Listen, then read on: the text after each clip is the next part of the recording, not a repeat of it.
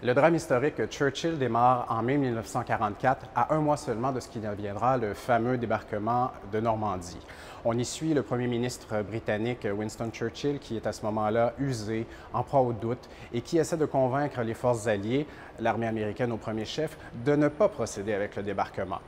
Bon, tout de suite, on reste perplexe devant la prémisse du film, qui est absolument inexacte. À cette époque-là, Churchill était un des plus ardents supporters du débarquement. Il avait eu des doutes 2 ans auparavant, mais il n'en était plus là du tout. Ça pose toutefois la question intéressante de l'authenticité au cinéma, dès lors qu'on parle d'un drame historique ou d'un drame biographique. Est-ce qu'un film doit se substituer à une leçon d'histoire? Le peut-il?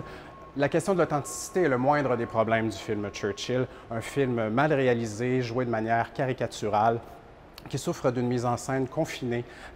Teplitzky multiplie les gros plans, les plans serrés, sans que ce soit justifié sur le plan artistique. On a plutôt l'impression qu'il essaie de camoufler le fait que sa reconstitution historique est très, très limitée. Ce qui fait, au final, qu'exacerber l'impression de petitesse qui se dégage d'un film qui, ironiquement, se voulait une célébration d'un homme plus grand que nature.